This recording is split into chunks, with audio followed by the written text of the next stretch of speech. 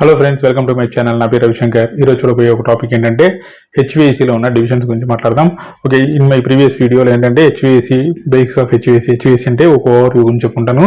Okay, next HVAC గురించి నేర్చుకోబోయేటప్పుడు హెచ్విఏసీలో ఉన్న divisions, okay, దేనికి యూస్ అవుతుంది అంటే ఎలాంటి ఫార్మా సెక్టర్స్ ఎలా హెచ్విఏసీ ఉంది, మాల్స్లో ఎలా ఉంది, హై రైజ్ బిల్డింగ్స్ ఎలా ఉంది అనేది చూస్తాం. అలాగే హెచ్విఏసీలో ఉన్న డివిజన్స్ ఏంటి, హెచ్విఏసీలో ఉన్న పార్ట్స్ ఏంటి అనేది చూస్తాం.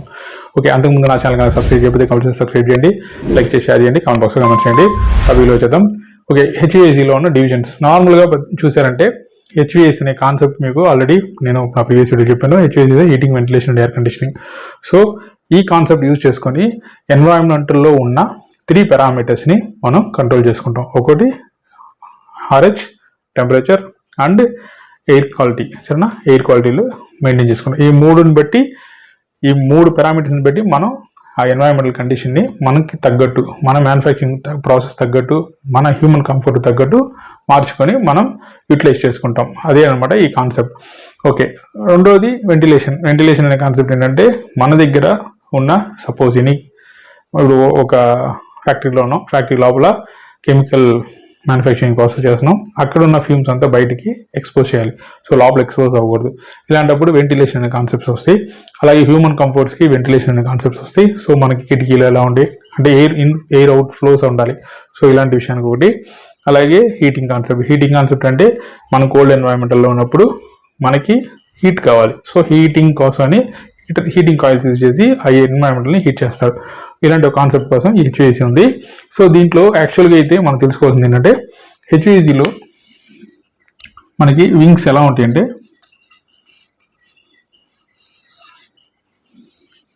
డిజైన్ ఉంటుంది అండ్ ఆపరేషన్స్ ఉంటుంది. ఓకే, ఈ మధ్యలో ప్రాజెక్ట్స్ ఉంటుంది. ఓకే, ఇలాగా ఈ హెచ్విఏసీలో ఏంటంటే 3 డిఫరెంట్ వింగ్స్ ఉన్నాయి. డిజైన్, ప్రాజెక్ట్స్ అండ్ ఈ projects. Okay, design, projects and operations and maintenance వచ్చేస్తాయి. ఓకే, ఏంటి ఈ 3 ఏంటి? అప్పుడు ఏం చేస్తానంటే నేను ఒక ఫ్యాక్టరీయో లేకపోతే ఏదైనా ఒక మాలో లేకపోతే ఏదైనా ఒక సినిమా హాల్ కట్టేటప్పుడు ఐ వాంట్ టు డిజైన్ నాకు ఏసీ కావాలని చెప్తున్నా. ఓకే, నా కండిషన్. సో అప్పుడు ఏం చేస్తారంటే సో ఇలాంటి డిజైన్ అనేది ఒకటి మనం కన్సిడర్ చేసి, అంటే ఏదైనా ఒక థర్డ్ పార్టీ వాళ్ళు ఉంటారు, డిజైనర్స్ ఉంటారు, వాళ్ళ దగ్గర మనకు క్రైటీరియాస్ చెప్పామంటే వీళ్ళు ఏం చేస్తారంటే మనకి కావాల్సినట్టు హీట్ లోడ్ క్యాలిక్యులేషన్స్ ఇవన్నీ చేసి, అలాగే సిస్టమ్స్ ఎంతంత సిస్టమ్ సైజ్ కావాలి, ఎంత టన్నేజీలు కావాలి, అలాగే డక్టింగ్ ఎలాంటి కావాలి, ఇవన్నీ అన్నమాట. ఓకే, ఏంటి మెటీరియల్ కావాలి, ఎలాంటి పంప్స్ కావాలి, ఎలాంటి డిస్ట్రిబ్యూషన్ సిస్టమ్స్ కావాలి, ఇవన్నీ ఏంటంటే ఈ డిజైన్ టీమ్ వాళ్ళు డిజైన్ చేస్తాను అనమాట. ఓకే, సో వన్స్ డిజైన్ అన్ని చేసిన తర్వాత ఈ ప్రాజెక్ట్ ఇన్స్టాలేషన్స్ అండ్ కమిషనింగ్ అంటాం. ఇదేంటంటే ఎక్విప్మెంట్ డిజైన్. ఓకే, ఇదేంటంటే ప్రాజెక్ట్స్ అంటే మనం ఏమంటే ప్రాజెక్ట్ అంటే అన్నీ వచ్చేస్తాయి, బట్ బేసిక్గా ఈ ప్రాజెక్ట్ ఏంటంటే ఇన్స్టాలేషన్ అండ్ కమిషనింగ్ అంటాం. ఇవన్నీ ఏంటి, ఒరిజినల్ ఓఈఎం మ్యానుఫ్యాక్చర్స్ అంటారు. ఓఈఎంస్ వాళ్ళు వచ్చి, ఓఈఎంస్ అంటే వీళ్ళు ఏదైతే డిజైన్ చేస్తున్నారో, డిజైన్ చేస్తున్నారో ఈ డిజైన్ బట్టి మనకి ఎంత టన్నేజ్లో నాకు ఏసీ కావాలి, చిల్లర్ కావాలి, ఇంత టన్నేజ్ చిల్లర్ కావాలంటే ఇలాంటి ఫ్లో పంప్స్ ఉండాలి దానికి అనేది అన్ని డిజైన్ చేస్తారు. సో అప్పుడు మన ఈ ప్రాజెక్టులు ఏం చేస్తారంటే వెండర్స్ని పట్టుకొని క్యారియరు, ట్రైను, లేకపోతే సపోజ్ విఆర్వీస్ అయితే డైకిన్స్, లేకపోతే బ్లూ స్టార్, ఓకే, అలా వెళ్ళి వాళ్ళ దగ్గర వెళ్ళి మనకు కావాల్సిన రిక్వైర్మెంట్ అయినా చిల్లర్స్ ఇవన్నీ తీసుకొని, అలాగే ఆ చిల్లర్కి క్రైటీరియాస్ ఉన్న వాటర్ పంప్స్, కూలింగ్ టవర్స్, డక్టింగ్స్, ఇలాగా ప్రాజెక్ట్స్ టీమ్స్ తీసుకొని ఇన్స్టాలేషన్ అండ్ కమిషనింగ్ టీమ్ తీసుకొని ఇవన్నీ ఇన్స్టాలేషన్ చేస్తారనమాట. అవి చూసారంటే ఏహెచ్ ఇన్స్టాలేషన్స్ అవన్నీ జరుగుతూ ఉంటాయి కదా. సో అలా ఎయిర్ డిస్ట్రిబ్యూషన్ సిస్టంలో ఏహెచ్ కూడా. సో వీళ్ళు చేసిన తర్వాత ఈ ఆపరేషన్స్ అనేది ఒక క్రిటికల్ అండ్ ఎప్పుడు మనకి కావాల్సిన రోల్. ఈ ఆపరేషన్స్ అనేది ఏంటంటే ఫెసిలిటీ మేనేజ్మెంట్ అనే దాని కాన్సెప్ట్లో వచ్చేస్తాయి. Facility management. ఓకే, ఈ ఆపరేషన్స్ అంటే ఏం లేదు, వీళ్ళు ఏమైతే ఈ చిల్లర్లు, ఏహెచ్లు, కూలింగ్ టవర్లు, అలాగే డక్టులు, వాల్వ్స్, పంపులు ఇవన్నీ ఏదైతే ఇక్కడ ఇన్స్టాలేషన్ కమిషన్ చేస్తారో అవన్నీ ఏంటంటే ఈ ఆపరేషన్స్లో ఆపరేషన్ చేసి దాన్ని మెయింటైన్ చేసే ఒక టీం. ఓకే, ఇప్పుడు ఈ 3 అంటే అన్నీ ఇప్పుడు చిల్లర్ని ఆన్ ఆఫ్ చేయాలి, పంపులు ఆన్ ఆఫ్ చేయాలి, చిల్లర్ సర్క్యూట్లో వాటర్ పెట్టాలి, కూలింగ్ టవర్ ఆన్ ఆఫ్ చేయాలి, కూలింగ్ టవర్లో కెమికల్ ట్రీట్మెంట్ చేయాలి, చిల్లర్కు కెమికల్ ట్రీట్మెంట్ చేయాలి, వాల్ క్లోజ్ ఓపెన్స్ చేసుకోవాలి. సో ఇలాంటి కాన్సెప్ట్. అలాగే పంపులు రెగ్యులర్గా మెయింటైన్ చేయాలి, చిల్లర్కి అప్పుడప్పుడు సర్వీస్ చేయాలి, గ్యాస్ తగ్గినప్పుడు గ్యాస్ ఎక్కించాలి. సో ఇటువంటివన్నీ ఏంటంటే ఈ ఆపరేషనల్ అండ్ మెయింటెనెన్స్లోకి వచ్చేస్తాయి. సో డిజైన్ అనేది ఒక టీం కూర్చొని ఉంటారు. వాళ్ళు మన హీట్ లోడ్ బట్టి మనకు కావాల్సిన క్రైటీరియాస్, మనకు కావాల్సిన దీంట్లో ఏంటంటే డిజైన్ చేస్తారు. ఇదంతా ఏంటంటే సిస్టమ్ వర్క్. దీనికి హ్యాప్ అనే ఒక సాఫ్ట్వేర్ యూజ్ చేస్తారు. Okay, heat load క్యాలిక్యులేషన్కి.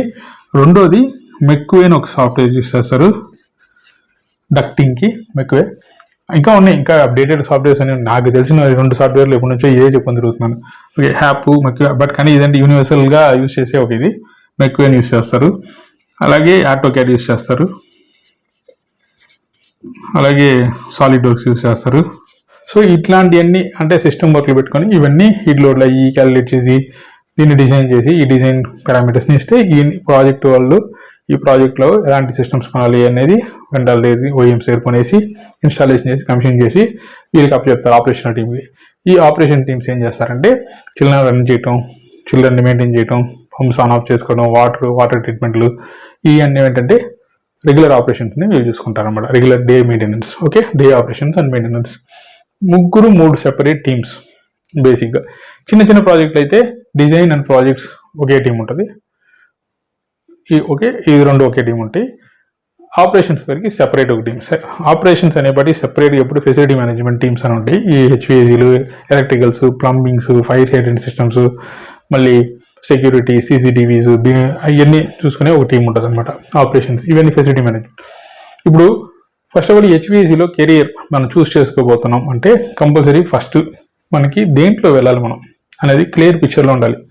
ఓకే, ఇవన్నీ ఏంటంటే ఫిజికల్ వర్క్ చాలా ఉంటాయి. ఇవి కూడా ఏంటంటే ఫిజికల్ వర్క్ చాలా ఉంటాయి.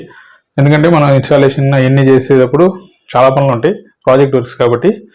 ఈ ప్రాజెక్ట్ అయిపోయిందంటే ఇంకా వీళ్ళతో పని తగ్గిపోయింది ఉంటుంది, బట్ ఎక్కువ ఉండదు, తక్కువ ఉంటుంది. దీంట్లో ఏదైనా చేంజెస్ ఆపరేషనల్స్లోనూ ఇక్కడెక్కడ మనకి ఏదైనా ప్రాబ్లమ్స్ వస్తే మనం ఇక్కడ ప్రాజెక్ట్స్ వాళ్ళతో డిస్కస్ చేసుకుంటాం. లేదు మనకు ఆపరేషనల్లో డిజైన్లోనే ఫాల్ట్స్ ఉన్నాయంటే మనం ఈ డిజైన్ టీమ్స్ని మనం ఇది చూసుకుంటాం అనమాట. ఓకే, ఇప్పుడు మనం దీంట్లో ఏంటంటే ఏది మనకి ఫస్ట్ కావాలి, దేంట్లో మనం వెళ్ళాలి. ఇప్పుడు సపోజ్ డిజైన్లు వెళ్ళేవాళ్ళు, ఇప్పుడు కంప్యూటర్ సిస్టమ్స్ మీద నేను మంచిది, డిజైన్స్లో మంచిది, ఆటోకేడ్లో బాగున్నాను, నాకు బాగా వస్తుంది అనుకుంటే డిజైన్ ఫీల్డ్ చూస్ చేసుకోవాలి. అలాగే ప్రాజెక్ట్స్, ఇన్స్టాలేషన్, కమిషనింగ్, ప్రాజెక్ట్స్. చాలామంది ప్రాజెక్ట్స్కి వెళ్ళేవాళ్ళు చాలామంది. అంటే వీళ్ళకి ఏంటంటే ఒక ప్రాజెక్ట్ అయిపోతే ఇంకో ప్రాజెక్ట్ అయితే ఇంకో ప్రాజెక్ట్, ఇట్లా మారుతూ ఉంటారు. ఒకే సైటు, ఒకే కంపెనీ అనేది ఉండదు. బట్ ఈ ఆపరేషన్ మెయింటెనెన్స్ అనేది అలా కాదు. ఒక్కసారి ఒక సైట్లో మనం కనుక వర్క్ వెళ్ళిపోతే ఇంకా సైట్లో మనం కావాలని రోల్ చేసుకుంటూ ఉండొచ్చు. లేదు ఇక్కడ మనకి సెట్ కాలేదు, శాలరీ తక్కువ వస్తున్నాయి, వర్క్ ఎక్కువ ఉంది అనుకుంటే ఇంకో కంపెనీ మారుతారు. సో ఇట్లా డిఫరెంట్ ఇది ఏ ఫీల్డ్, ఏ డివిజన్లోకి మీరు వెళ్ళాలనేది ఫస్ట్ మీరు డిసైడ్ చేసుకోవాలి. ఇలా హెచ్విఏసీలు అనేది 3 డిజైన్స్ ఉంటాయి. నిన్న అంటే ప్రీవియస్గా చెప్పిన వీడియోలో ఏంటంటే కాన్సెప్ట్, హెచ్విఏసీ అంటే ఏంటి కాన్సెప్ట్. సో ఇట్లా ఉంటాయి అనమాట. ఇప్పుడు నెక్స్ట్ వీడియోలో నేను మీకు హెచ్విఏసీ ఫార్మాస్లో ఎలా ఉంటుంది, అలాగే మాల్స్లో ఎలా ఉంటుంది, అలాగే మన హై రైజ్ బిల్డింగ్స్లో ఎలా ఉంటుంది అనేది వీడియో చేస్తాను. సో ఈ వీడియో ఈ కాన్సెప్ట్ మీకు నచ్చినట్టయితే లైక్ చేయండి, షేర్ చేయండి, కామెంట్ బాక్స్లో కమెంట్ చేయండి. నా ఛానల్ సబ్స్క్రైబ్ చేయడం మర్చిపోకండి.